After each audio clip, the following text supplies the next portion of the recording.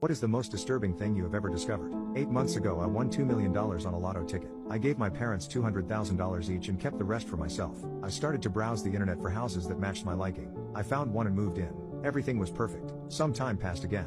My parents just left after visiting once again. It was about 6 p.m. I decided to head out for some dinner. I came home and started to get ready for bed. I laid in bed and fell asleep. I was awoken by what sounded like a scream outside my window. My eyes shot open. I watched the curtains move in the breeze as I listened to it echo in the night silence. It scared the crap out of me. My heart was in my throat. I started to calm down when I remembered that foxes made similar noises. Effing fox, I murmured to myself. I started to drift off when it happened again.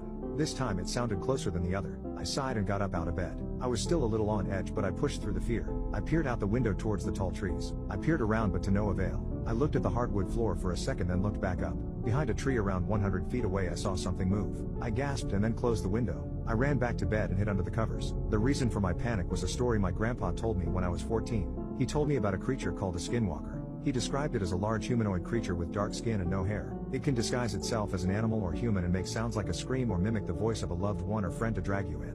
The only way it could be stopped was to shoot it with a silver bullet. This idea was running through my mind. I stayed under the covers for about 10 minutes. There have been no screams since then. Over time I started to calm down. I had to use the bathroom, so I got up and walked towards the door. I stopped moving for a second to itch my ankle when I heard a whimper outside.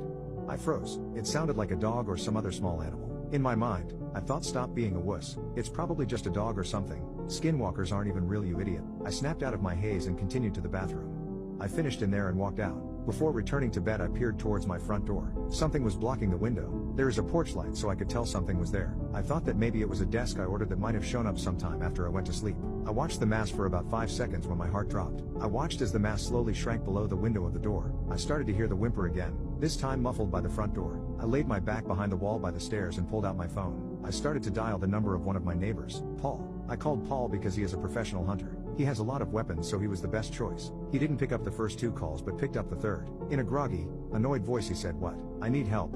There is something at my door whimpering," I said, my voice trembling. "Like what?" This time he sounded more interested. I'm not sure.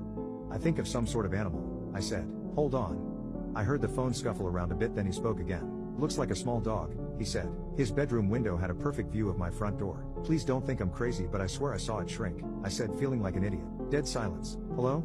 I asked. "Did you say shrink?" Yeah, why?" He paused for a moment and started up again. "Here's what I want you to do. Stay where you are. Try not to make any noise. If anything changes you need to tell me, okay? I'm gonna grab my rifle," he said confidently. "Okay," I whispered. About 2 minutes passed. I could hear Paul moving and doing stuff in his house. Finally, he came back on. "All right, I'm gonna open the window," he said. I peered around the corner and looked out the